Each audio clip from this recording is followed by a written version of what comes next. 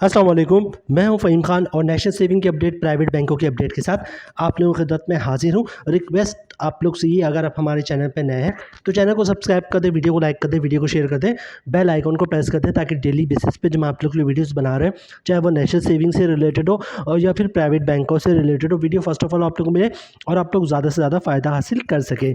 जनाब, आज की जो हमारी वीडियो है वो बजट के हवाले से और सरकारी मुलाजमिन को जो मेडिकल अलाउंसेस मिलता है उस हवाले से, ठीक है। लेटेस्ट न्यूज़ है हमारे पास और ये खबर जो है वो सोशल मीडिया पे, प्रिंट मीडिया पे और इलेक्ट्रॉनिक मीडिया पे पब्लिश भी हो चुकी है, ठीक है जनाब। होने क्या जा रहा है, सरकारी मुलाजमिन को जो मेडिकल अलाउंसेस मिलते थे वो ख़त्म करने का मतलब ख़त्म करने का सिलसिला शुरू किया, मतलब उसको किसी तरह ख़त्म किया जाए। इस सिलसिले में मुख्तलिफ मतलब डायरेक्ट अगर ख़त्म करेंगे तो बहुत सारी मसले मसाइल पैदा हो सकते हैं, यूनियन सामने आ सकती है, बड़े इशू सामने आ सकते हैं। तो मतलब इसको जो है ना किसी कुछ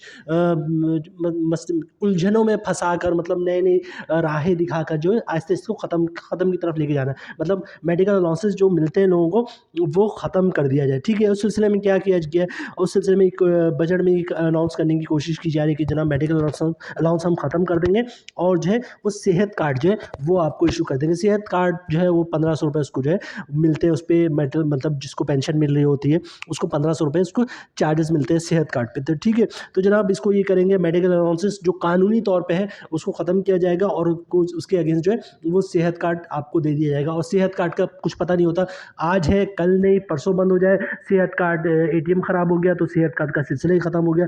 तो जनाब ये तजवीज़ जो है वो दी जा रही है कि जो मेडिकल अलाउंसेस वो ख़त्म किया जाए और फिर सेहत कार्ड को जो है वो इशू किया जाए, जिस पे अभी एक शख्स पे जो 1500 रुपये उस पर मेडिकल अलाउंसेस मिलते हैं, मतलब सेहत कार्ड पे मिल रहे होते हैं। तो ये अभी की लेटेस्ट अपडेट है। अच्छा, इस खबर के बाद जो है रहमान अली बाजवा साहब काफ़ी सरगर्म दिखे और उन्होंने कहा कि हम मेडिकल अलाउंसेस जो है वो ख़त्म करने नहीं देंगे, मतलब वो इस बात पर वो एग्री नहीं है, ठीक है।